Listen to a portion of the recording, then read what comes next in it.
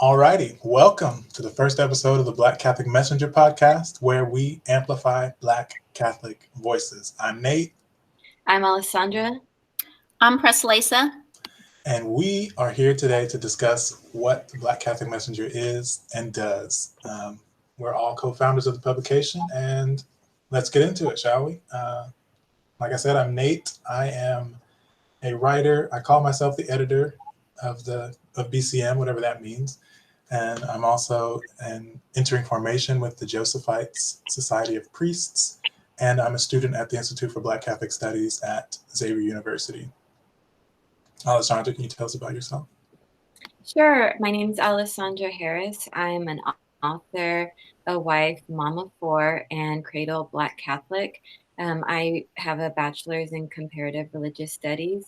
And on my website, I like to blog about the Catholic faith and other things related to the writing life. Preslaysa. I'm Preslaysa Williams. I am an author. I'm a cradle Catholic / Catholic revert. So All right. That's a long story, but I'm both. What else? I'm in a mixed marriage, meaning that my husband is Protestant and I am Catholic. And what were you going to say? I'm sorry. I was going to say I'm in a mixed family. So, yeah. What else? I said I'm an author. I write contemporary romance and women's fiction. And I homeschool my kids when I have the attention span to do so. And I juggle basically everything. Amen. Shout out to moms. Okay. And our first topic is, the big question. What is Black Catholic Messenger? And I don't want to start. I don't want to answer that question first. Alessandra, can you tell us what you think BCM is? Well, I think you should give us the vision that you had when you created BCM. Oh, Lord. It makes me sound like I'm a pastor or something, vision casting. So I guess you're right. And Black Catholic Messenger is supposed to be a place where, Black Catholics can speak for themselves. It doesn't seem like we have a lot of spaces to do that, especially not on a daily or weekly publication. And so it just seemed really important to start a news and media website for that purpose. And we've been around for 3 months now, and it's starting to blow up a little bit. So that's never a bad thing. And, I'm making mistakes along the way, and that's part of the process. But the vision is just that we will continue to grow and get more Black Catholics, wanting to say what they have to say to the world, not just in their circles, but on a national scale, like many other Catholics do. And can you give a little history about Daniel Redd and how he inspired the vision for Black Catholic Messenger? My man Daniel, yes. So in the late 19th century, he started the first Black Catholic newspaper. It was called the American Catholic Tribune, and it came out of a newspaper he had started a year before called the Ohio Tribune, which was just a Black newspaper run by a Catholic. And American Catholic Tribune lasted for 12 years. It covered, social justice issues, Catholicism, everything that was important during that day for Black people and specifically Black Catholics. And he actually used it to call the first colored Catholic Congress. He put out the call in the newspaper he was running. And they met for 5 years in a row, and eventually were resurrected as the National Black Catholic Congress in 1987. So that all started with a Black Catholic newspaper. And in 1897, the newspaper folded, and he moved on to the next stage of his career. But there were a couple other Black Catholic newspapers around that same time. And then there were a couple Black Catholic magazines as well that didn't come out as often. One was run by the Josephites, the society that I'm trying to join. And their magazine is still around. It's called the Josephite Harvest now. Back then it was called the Colored Harvest because, they moved a little different with how they referred to people. And there were 2 other newspapers as well, one in DC, one in Philadelphia. Both are Black Catholic papers, and both didn't last very long. And the Knights of Peter Claver also have a magazine that they started, used to publish more frequently, but now that and the Josephite magazine are about a few times a year. So that was the state of affairs in 2020. And I was thinking, we should probably have more than 2 magazines that don't come out very often, which are great and historic, but day to day, it would be good to have something more frequent. So, yeah. I was really excited when you had mentioned starting Black Catholic Messenger, because I definitely feel like there is not a lot of coverage on Black Catholic issues, and especially Black Catholic opinions. I feel like when we talk about Catholic opinions, a lot of times it's from the far right that doesn't encompass how everyone actually feels about those issues, and specifically issues that are affecting Black Americans, Black Catholics. So I was really happy to join, because I feel like I now have a place where I can voice my opinions, where I can talk about the issues that are affecting us, our community, and just be able to really connect with Black Catholics all throughout the country and even throughout the world. Amen. Absolutely. Preslaysa, what were your thoughts about the founding of BCM? I recall that you had put out a call a couple months ago looking for Black Catholics who were interested in contributing to the publication, to the online publication. And I have a writing background, and I was recently returning to Catholicism, and I'm Black. So I said, oh, this is a nice meeting of requirements. Well, not really requirements, but kind of fits where I'm at right now. I was also, like I said earlier, I'm a cradle Catholic / Catholic revert.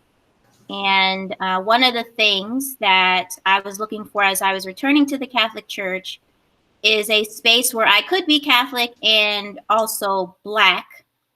But also I have more progressive views than the average Catholic person. So I wanted a space where I could express those progressive views as well. And this seems like the great place to do so. I'm with it. I'm absolutely with it. And yeah, like Alessandra said, oftentimes when Catholic people think about opinion pieces on the internet, it's often like wild stuff. And it's important to see more than just that people know there's more out there.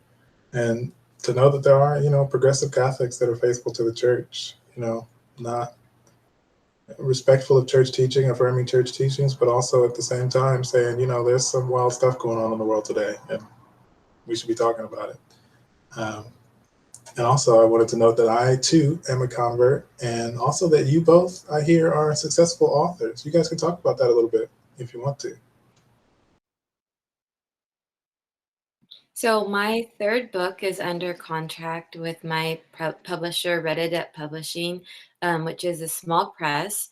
They are small, but they're successful. We just had one of our authors hit the USA Today bestsellers list on Thursday. So my first book was more suspenseful women's fiction. My second book was a psychological thriller. And my 3rd book is kind of more mystery, suspense, thriller. And I'm excited about my 3rd book because I feel like it was the one where I was able to really put a little bit of my faith in there. I think maybe Preslaysa can identify with this. It's hard being a Christian author, a Catholic author, when you're not writing for a Christian publication, because it's hard to kind of insert your faith in there for a general audience. So I'm looking forward to the next book that I have right now under contract, because I was able to bring my faith in more. And I'm looking forward to just expanding that part of me in my my published books. Preslaysa, tell us. I know you got a book coming out too. Yes, but I want Alessandra to say, what are the titles of your books so we can look them up? So my first is Blaming the Wind. My second is Everything She Lost. And the third is tentatively titled Last Place Seen. And like Alessandra, I am also a novelist. I write contemporary romance and women's fiction. My first full-length novel released in September of 2019 is a women's fiction called Healing Hannah's Heart. And my second book, my second full-length novel that will be published this June 1st with Avon Romance / HarperCollins is called A Low Country Bride. And I've been writing fiction since 2008. And yeah, publishing is really hard for Black people and authors of color. So you see, it took me 13 years. Took me 13 years and a couple of mini revolutions in the publishing world to get to this point. But I'm very happy with where I'm at. I'm very lucky too, because the editors and the organization that I'm with, the imprint that I'm with, Avon Books, is very progressive in their stories. And so they were open and accepting to my story, A Low Country Bride. And I'll tell you a little bit about the journey of that book.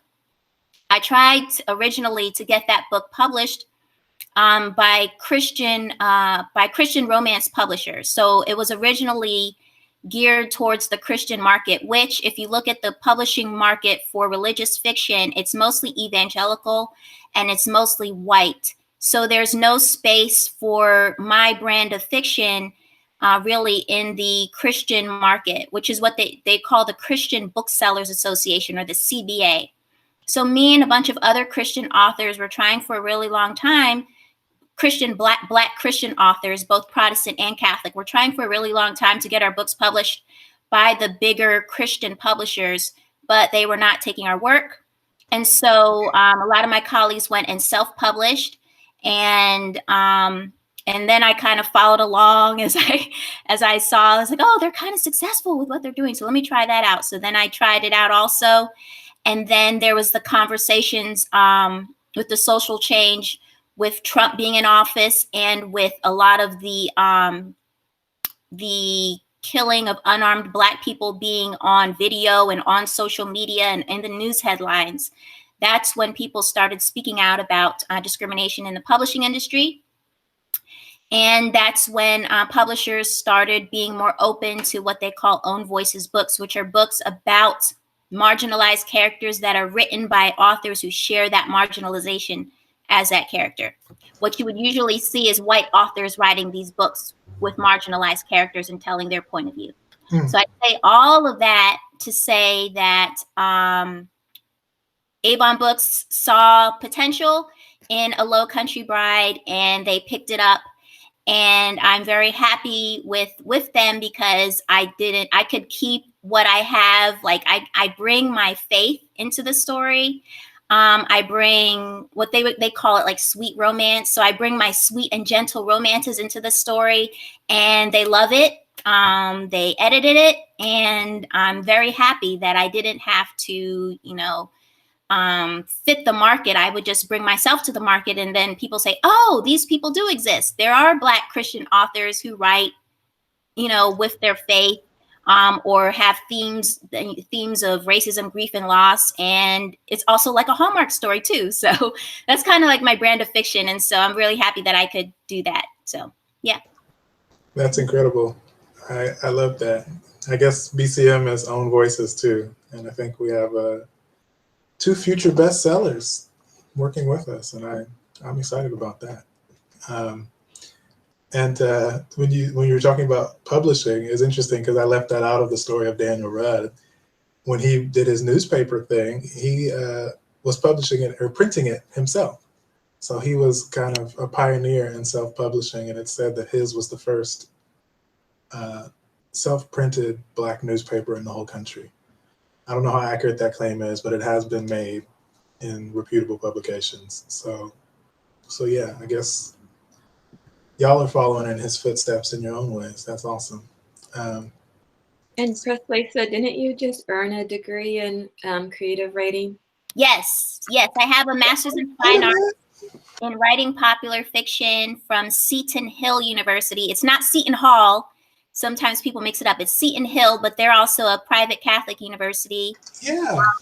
In addition to that, I have a master's in public administration from the College of Charleston, and that's where I got my inspiration to write about stories about Black people in the South, or in more specifically in South Carolina. It was from the time that I spent living there and attending the AME church there. So that's where I got my inspiration from that. And I also have a bachelor's degree from Columbia University in New York. So. Alrighty then. Scholars, absolute scholars. I love it.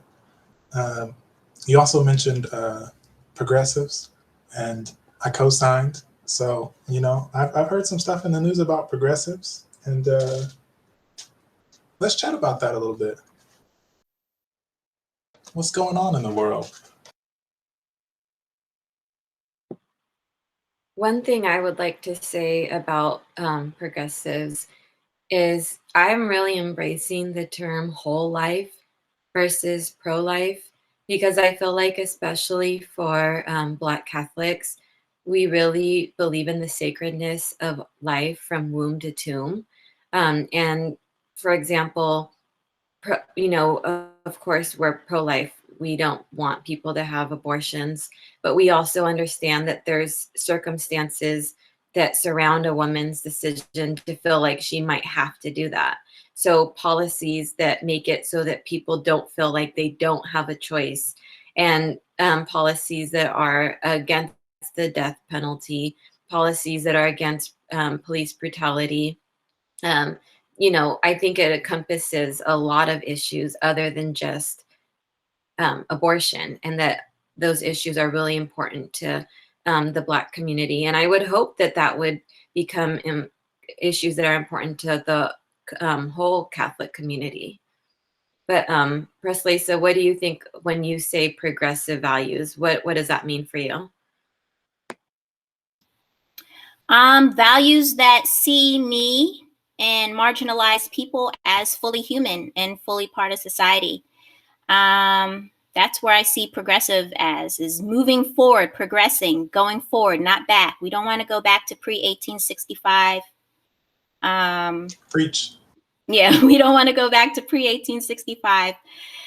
We want to keep moving forward and making our nation, United States, as inclusive and as welcoming as it can be. Like many politicians have said in their speeches, America is an experiment. It's had an ideal written on paper, and what we try to do, or what the country hopes to do, is to fit more and more into that ideal as time goes on, and not regress. I kind of differ a little bit on where most Catholics stand on the abortion issue. But like I said, I'm a revert, so I am wrestling with a lot of some of the tenets of the faith. So for me, I'm more of a pro-choice Catholic, if that can be said, but that's where I am at. But we're here, we're showing our different perspectives, and I hope that's what Black Catholic Messenger can show also. I was just talking with my roommates last night, about Amanda Gorman, the poet who spoke at the inauguration. And so I found out after the fact that she was a Black Catholic, and I wrote a story about it for BCM. And after I posted the story everywhere, like I usually do, people were responding like, "But don't you know that she supports abortion?" And I still haven't looked into it, but I saw someone post a screenshot where she said abortion should be legal. And so I had to talk to my roommates last night, because I didn't know. I was like, is it wrong to say that abortion should be quote unquote safe, legal, and rare? And for the most part, they said, yeah, Catholics can't say that.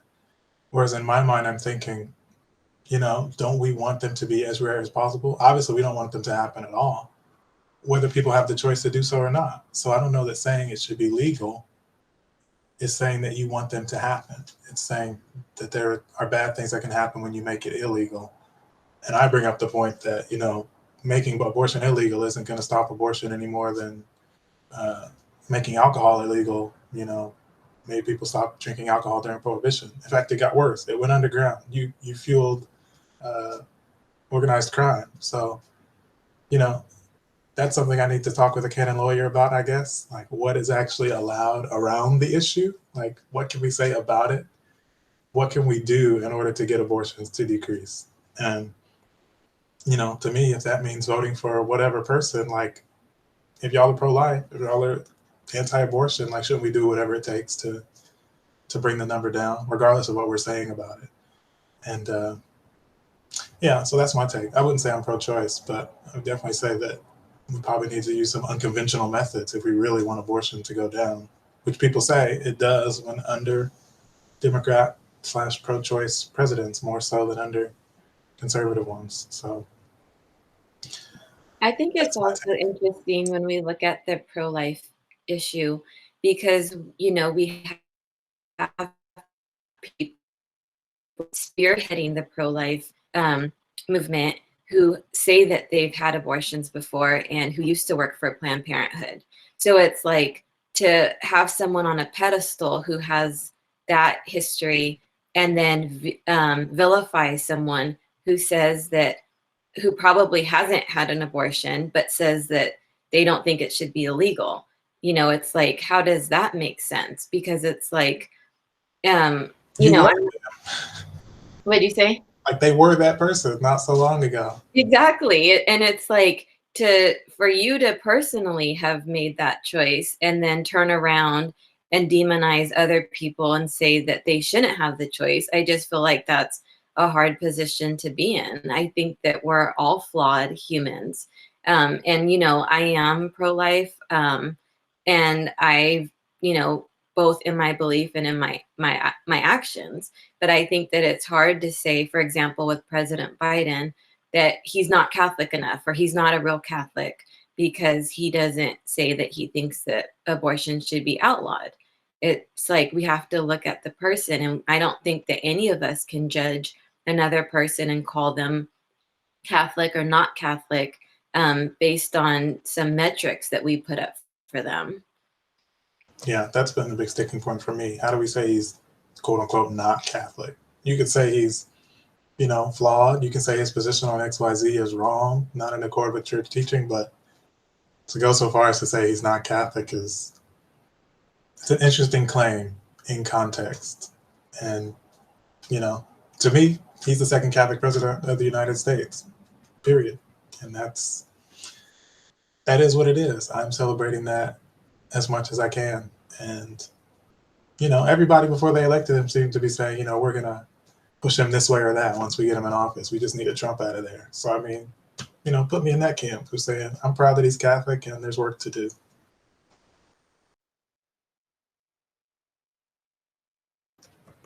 Well, I'm glad that we can show the diversity of our perspectives surrounding issues like abortion here. So this is great that Nate created this just to show that there are Catholics out there who some are pro-life, some are let's define this more clearly, and some are saying pro-choice. So you can see that we're not a monolith even amongst being Black and Catholic.